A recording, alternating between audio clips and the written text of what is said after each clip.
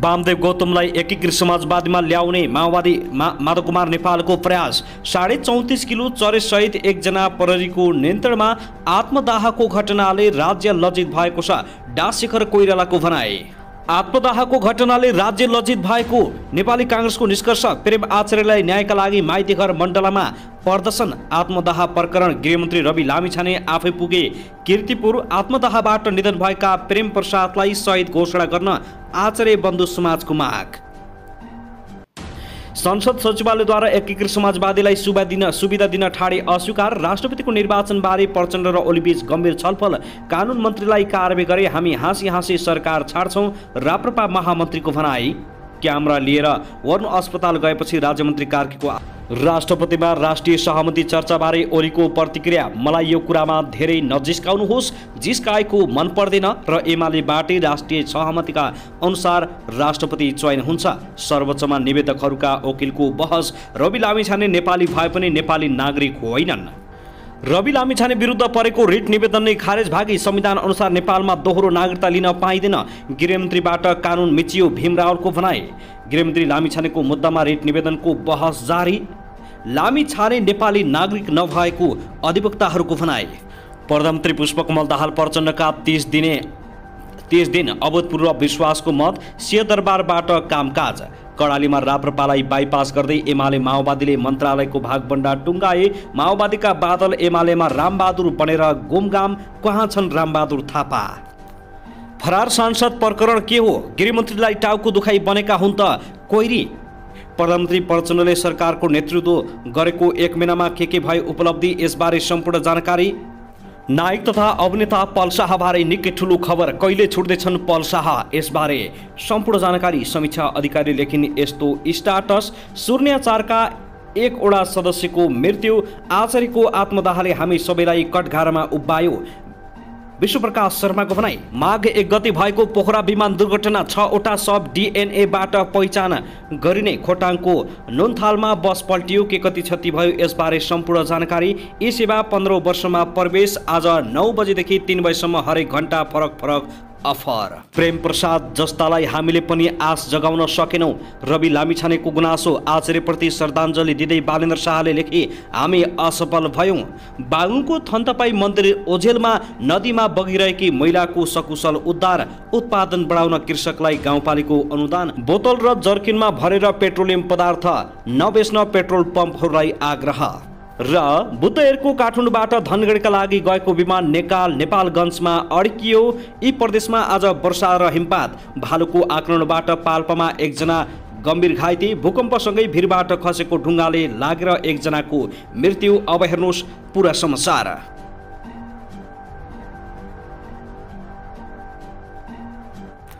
दर्शकबिन नमस्कार, YouTube channel Nepali खबर मिडियामा तपाईहरूलाई हार्दिक स्वागत छ। यदि हाम्रो च्यानललाई अहिलेसम्म सब्स्क्राइब गर्नुभएको छैन भने सब्स्क्राइब गरी नजिक रहेको बेल आइकन दबाई हामीसँग जोडिनुहोला। दर्शक महानुभाव, सदा झैं आज पनि हामी तपाईहरुमाझ देशभरका विभिन्न समाचारका साथ उपस्थित भइसकेका छौं। यो भिडियोलाई अन्तिमसम्म हेरी हामी साथ दिनुहोला। दर्शकबिन, हाम्रो मेहनतको लागि एउटा सानो लाइक गर्न भने नभुल्नुहोला। कहाँ हेर्दै हुनुहुन्छ, के भन्न चाहनुहुन्छ, तपाईको मनमा प्रतिक्रिया अवश्य पनि कमेन्ट गर्न नभुल्नुहोला। दर्शकबिन, के तपाईँ हाम्रो च्यानलमा नियमित श्रोता हुनुहुन्छ? यदि नियमित हुनुहुन्छ भने तल कमेन्ट बक्समा नियमित अथवा रेगुलर लेख्नुहोस्। नयाँ हुनुहुन्छ भने सब्स्क्राइब गरी जोडिनुहोस्, ताकि नयाँ अपडेटका साथ हामी तपाईहरुमाझ दैनिक रूपमा उपस्थित हुने गर्दछौं। हाम्रा समाचारहरू तपाईहरूलाई के कस्तो लागिरहेका छन्, सल्लाह सुझाव प्रतिक्रिया कमेन्ट बक्समा छोड्न नभुल्नुहोला। दर्शकबिन, आउनुहोस् आजको पहिलो खबरतर्फ लागौं। नेपाल प्रहरीले बोतल र जर्किन लगायतमा पेट्रोलियम पदार्थ भरेर बिक्री नगर्न पम्प सञ्चालकहरूलाई आग्रह गरेको छ। काठमाडौँमा केही पेट्रोल पम्पले बोतल र जर्किन लगायत भाडामा पेट्रोलियम पदार्थ भरेर बिक्री गरेको हुनाले यसलाई रोक लगाइएको प्रहरीले जनाएको छ। जिल्ला प्रहरी परिसर काठमाडौँले सूचना निकालेर पेट्रोलियम पदार्थलाई खुला रूपमा बिक्री गर्दा, असुरक्षित ओसार पसार गर्दा र पसलमा भण्डारण गर्दा आगलागी हुन सक्ने भन्दै बोतल जर्किनमा पेट्रोलियम लगायत पदार्थहरू नराख्न भनेको छ। जर्किन लगायत भाडामा पेट्रोलियम पदार्थको बिक्री गरेको पाइएमा कानुन अनुसार कडा कारबाही गरिने प्रहरीले चेतावनी दिएको हो। पछिल्लो समयमा काठमाडौँ जिल्लाका केही पेट्रोल पम्पहरूमा खुल्ला रूपमा बोतल जर्किन लगायतका भाडामा अति प्रज्वलनशील पेट्रोलियम पदार्थको बिक्री वितरण भएको सूचना जिल्ला प्रहरी कार्यालय काठमाडौँको परिसर काठमाडौँको गम्भीर ध्यान आकर्षण भएको छ। त्यसैले कुनै पनि पेट्रोल पम्पले खुल्ला रूपमा पेट्रोलियम पदार्थ नबेच्न आग्रह गरेको हो। दर्शकबिन आउनुहोस् अब अर्को खबरतर्फ लागौँ। उपप्रधान तथा गृहमन्त्री रवि लामिछाने सांसद बन्ने योग्यतामाथि परेको मुद्दामाथि आज बुधबार संवैधानिक इजलासमा अग्राधिकारसहित सुनवाई सुरु भएको छ। रिट निवेदकका तर्फबाट अधिवक्ताहरूले बहस गरेका छन्। निवेदकका तर्फबाट वरिष्ठ अधिवक्ताद्वय रमन कर्ण, सुरेन्द्र भण्डारी र अधिवक्ताहरू अमृत खरेल, निकिता ढुङ्गानाले बहस गरे भने खाजापछि सरकार र रवि लामिछानेको तर्फबाट बहस हुँदैछ।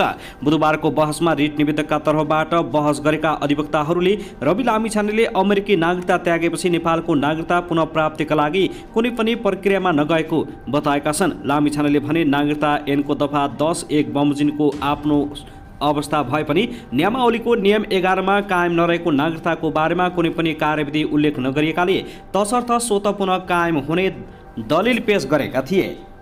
उनले दफा 10(1) को अवस्थामा कसैले निर्णय गर्नुपर्ने, जारी गर्नुपर्ने, स्वीकृति गर्नुपर्ने जस्ता अवस्था लागू नहुने र अमेरिकी नागरिकता त्याग गरे प्रस्ताव ऐनको दफा 11 अनुसार पुनः नेपाली नागरिकता कायम हुन आएको बताएका थिए। बुधबार रिट निवेदकका तर्फबाट अधिवक्ताहरूले लामिछानेले दफा 11 को प्रक्रिया स्वीकार गरेको तर पूरा नगरेको दलिल पेश गरे। नियम 11 मा नै दफा 11 उल्लेख भएको हुँदा दफा 11 स्वीकार गर्नेले नियम 11 लाई अस्वीकार गर्न नमिल्ने उनीहरूको तर्क रहेको छ। उनीहरूले भनेका थिए नियम 11 लाई दफा 11 बाट कानुन छल्न मिल्दैन, प्रक्रियामा जाँदै नगई वा प्रक्रियामा जाँदा अवरोध सिर्जना भएको स्थापित नगरी आत्मगत रूपमा कार्यविधिलाई दोष दिन मिल्दैन।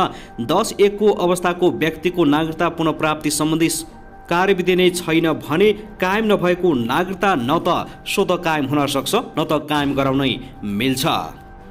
दर्शकबिन त्यसैगरी आउनुहोस् अब अर्को खबरतर्फ लागौँ। नयाँ बानेश्वर स्थित संसद भवन अगाडि मंगलबार आफैलाई जलाएका कारण मृत्यु भएका इलामका प्रेमप्रसाद आचार्यले उठाएका विषयहरूलाई राज्यले सम्बोधन गर्नुपर्ने र उनले न्याय पाउनुपर्ने माग गर्दै माइतीघर मण्डलबाट काठमाडौँ अपराइजिङ नाममा प्रदर्शन सुरु भएको छ।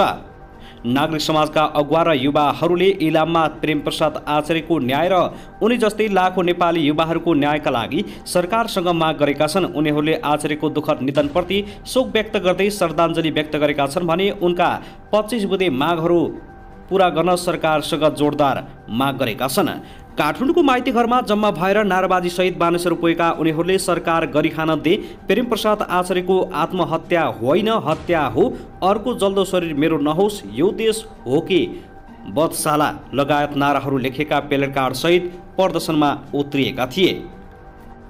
नागरिक अगुवा एवं लेखक सञ्चित उप्रेतीले आचार्यको आत्मदाहले नेपाली अर्थ सामाजिक व्यवस्थाको मारमा परेको सङ्घर्षशील युवाको जीवनलाई उजागर गरेको बताएका छन्। प्रेम आचार्यको कहानी यदि कारुणिक छ कि उहाँले बारम्बार प्रयास गर्नुभएको छ माथि उठ्नका लागि, तर उहाँलाई हाम्रो अर्थ सामाजिक व्यवस्थाले अझै पेदमा पुर्याइरहेको देखिन्छ। उनले भने यो उहाँको अवस्था हो, तर अवस्था अहिले लाखौं नेपालीले बेहोर्न बाध्य छन्। यस्तो अवस्थाको अन्त्य गर्न हामी सडकमा आउन बाध्य भएका छौँ। प्रदर्शनका क्रममा उनीहरूले सीमान्तकृत दलित, महिला र मजदुरहरूको जीवनस्तर माथि उठ्न नसकिरहेको अवस्थाको चित्रलाई उजागर गरेको बताएका छन्। हिजो यही सडकमा उत्रिएर नाराबाजी गर्ने साथीहरू अहिले संसदमा सरकारमा पुग्नु भएको छ। हामीलाई उहाँप्रति आशा छ, हाम्रो आशालाई निराश नबनाइदिनु होला कृपया।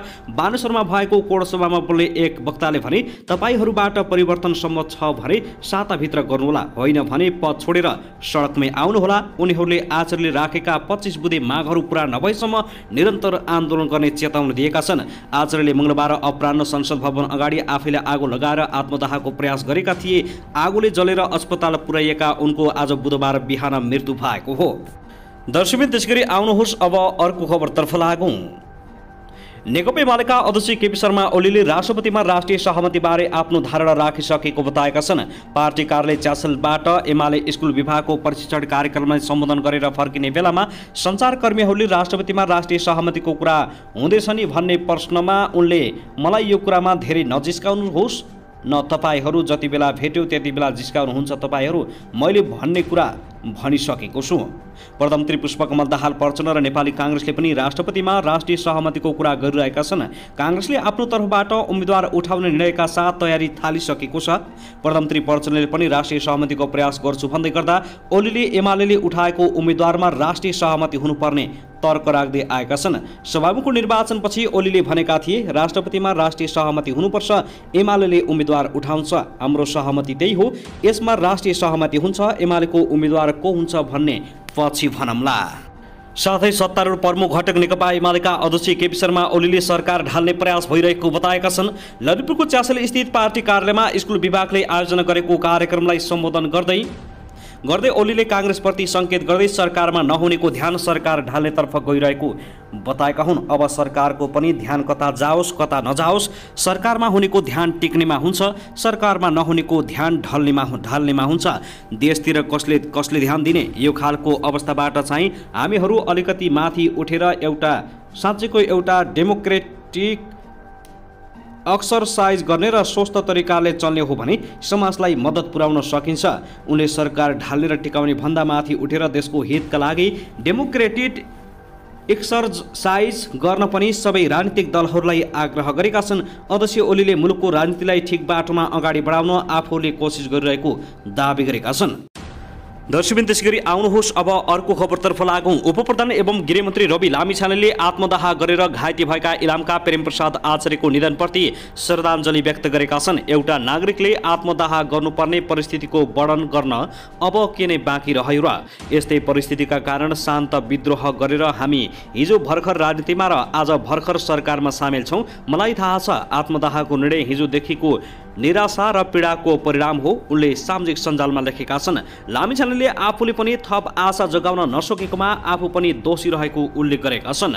उनले लेखेका छन्, दुःख त मलाई पनि यसमा लागेको छ कि हामी जस्ता नयाँहरूको आगमनले समेत तपाईँमा उत्साह थप्न सकेन, आशा जगाउन सकेन, आत्मदाहको निर्णय फेर्न सकेन। यसमा हामी दोषी छौँ, म दोषी छु। प्रेम आचार्यजी, नयाँ राजनीतिक दल र नेताको रूपमा तपाईँमा आशा जगाउन सकिनौँ, हामीलाई माफ गर्नुहोला। तपाईँको आत्माले चिर शान्ति पाओस्, परिवारलाई यो पीडाले सहने शक्ति मिलोस्। दर्शकबिन त्यसैगरी आउनुहोस् अब अर्को खबरतर्फ लागौँ। काठमाडौँ महानगरपालिकाका मेयर बालेन्द्र शाह बालेलले नागरिकप्रतिको जिम्मेवारी निभाउने विषयमा राज्य असफल भएको बताएका छन्। नयाँ बानेश्वर स्थित संसद भवन अगाडि आत्मदाहको प्रयास गरेका इलामका प्रेमप्रसाद आचार्यको मृत्युपछि महानगर प्रमुख शाहले सामाजिक सञ्जाल मार्फत नागरिकप्रतिको जिम्मेवारीमा राज्य चुकेको बताएका हुन्। सामाजिक सञ्जालमा लेख्दै उनको आत्मदाहले सबैभन्दा भयानक सङ्केत, राज्य चरम असफलताको भएको टिप्पणी गरेका छन्। उनले फेसबुकमा लेखेका छन्, एकजना नागरिक आफूले देखेको प्रगतिको चाहनाका लागि सक्ने सबै कर्म गर्छन्।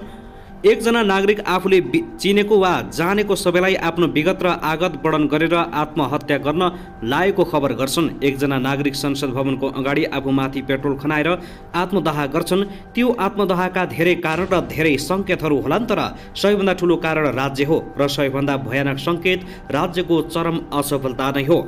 मङ्गलबार दिउँसो आत्मदाहको प्रयास गरेका आचार्यको कीर्तिपुर अस्पतालमा ज्यान गएपछि यतिखेर सरकारको चौतर्फी आलोचना भएको छ। दर्शक महानुभाव, त्यसैगरी आउनुहोस् अब अर्को खबरतर्फ लागौँ। नेपाली काङ्ग्रेसका सभापति शेरबहादुर देउवाले नेकपा एमालेका अध्यक्ष केपी शर्मा ओलीले पुनः प्रतिनिधि सभाको विघटन गर्न सक्ने अभिव्यक्ति दिएको प्रति काङ्ग्रेसको ध्यान आकर्षण भएको बताएका छन्। प्रतिनिधि सभाको बैठकमा बोल्दै उनले भने, प्रतिनिधि सभाको हिजोको बैठकमा नेकपा एमालेका अध्यक्षको सम्बोधनप्रति हाम्रो गम्भीर ध्यान आकर्षण रहेको छ। उहाँले संविधानको संसदीय व्यवस्थाको विपरीत फेरि पनि संसद विघटन गर्न सकिने कुरा उठाउनु भएको छ। उनले प्रधानमन्त्री पुष्पकमल दाहाल प्रचण्डलाई विश्वासको मत दिने घोषणा गर्दै पूर्ण कार्यकाल सरकार चलाउन सबै मिलेर काम गर्न दिनुपर्ने बताएका थिए। उनले देशमा विद्यमान चुनौतीलाई सरकारले कसरी हेर्छ, विद्यमान समस्या समाधान कसरी हुन्छ, संविधानको रक्षा तथा कार्यान्वयन सँगै लोकतान्त्रिक गणतन्त्रको दिगो शान्ति र सुशासन, विकास र समृद्धिको सवालमा सरकारको काम कारबाही कस्तो रहन्छ भन्ने कुरालाई मध्यनजर गरेर आगामी दिनमा समर्थन गर्ने वा नगर्ने भन्ने कुरा निर्धारण गर्ने पनि बताएका छन्। उनले संविधानको रक्षाका लागि खरो रूपमा उभिने चुनौती आफूहरू सामु आइपरेको देउबाको भनाइ छ। संविधानको पालना र रक्षाका लागि वर्तमान संविधान सहित वर्तमान प्रधानमन्त्री र हामी एक ठाउँमा उभिएका थियौँ। आज फेरि वर्तमान सत्ता गठबन्धनका प्रमुख घटकहरू तिनै संवैधानिक व्यवस्थालाई चुनौती दिएको परिक्षेपणमा संविधान र रक्षाका लागि खरो रूपमा उभिने चुनौती हाम्रो सामु छ। सभापति देउवाले सरकार गठन गर्नु वा सरकार परिवर्तन गर्नु संसदको एक महत्त्वपूर्ण काम भएको बताएका छन्। उनले देश र जनताका लागि सबै नीति र कानुनको निर्माण पनि संसदको क्षेत्राधिकार भएको भन्दै संसदमा प्रभावकारी प्रतिपक्षको अभावमा सरकारमाथिको निगरानी र अनुगमनको पद्धति कमजोर हुने उल्लेख गरेका छन्। साथै आउनुहोस् अब अर्को खबरतर्फ लागौं। सामाजिक न्याय, सुशासन र समृद्धिको लक्ष्यसहित प्रधानमन्त्री पुष्पकमल दाहाल प्रचण्डले सरकारको नेतृत्व गरेको 1 महिना पूरा भएको छ। कोभिड महामारी, विश्वव्यापी रूपमा देखा परेको आर्थिक मन्दी र त्यसको नेपालमा प्रत्यक्ष र अप्रत्यक्ष प्रभाव परिरहेको परिप्रेक्ष्यमा प्रधानमन्त्री प्रचण्डले देशको नेतृत्व गरेका हुन्। त्यसलाई स्वयं प्रधानमन्त्रीले चुनौतीपूर्ण अवसरका रूपमा संश्लेषण गर्दै आइरहेका छन्। गत मङ्सिर 4 मा सम्पन्न प्रतिनिधि सभा र प्रदेशसभा निर्वाचनको परिणामप्रति सिङ्गो देश सशङ्कित थियो। त्रिङ्कुश चरित्रको संसद, राजनीतिक दर्शन र विचारधारामा अनेकता, संसदमा नयाँ दलहरूको उपस्थित लगायत विषयलाई कतिपयले संसद पूर्णकाल अगाडि बढ्दैन कि भन्ने ढङ्गले विश्लेषण गरेका थिए। नेकपा माओवादी केन्द्रका अध्यक्ष समेत रहेका प्रधानमन्त्री प्रचण्डले चुनौतीभित्र अवसर देखे, जोखिमपूर्ण र राजनीतिक परिस्थितिको नेतृत्व गर्ने वातावरण निर्माण गरेर सरकारको नेतृत्व गर्न सफल भए। आजको दिनसम्म आइपुग्दा संसद पूर्णकाल जाँदैन कि भन्ने आशंका निवारण भएको छ। लोकतन्त्रको सुदृढीकरण, संविधानको रक्षा र प्रभावकारी कार्यान्वयन र राजनीतिक स्थिरताका निम्ति यो महत्त्वपूर्ण सन्देश हो। प्रधानमन्त्रीमा निर्वाचित भए पश्चात प्रचण्डलाई दुवै छिमेकी मुलुकका साथै अधिकांश मुलुकले बधाई ज्ञापन गर्दै सफल कार्यकालको शुभकामना व्यक्त गर्नुका साथै पारस्परिक सद्भाव, एकता र सहकार्य थप मजबुत बनाउने प्रतिबद्धता गर्नुले वर्तमान सरकारको सन्तुलित कूटनीतिको पहिचान दिएको छ। यसै अवधिमा प्रधानमन्त्रीले भारत, चीन, अमेरिका, स्विजरल्यान्ड, जर्मनी, कतार, युएका राजदूतहरूका साथै युरोपेली युनियन लगायतका प्रतिनिधिसँग भेटवार्ता गरेका छन्। भेटघाटका क्रममा सबै मुलुकका राजदूतले वर्तमान सरकारसँगको सहकार्य थप मजबुत हुने प्रतिबद्धता व्यक्त गर्दै मित्र राष्ट्रहरूबाट प्राप्त हुँदै आएको सद्भाव र सहयोगमा बढोत्तरी हुने विश्वास दिलाएका छन्।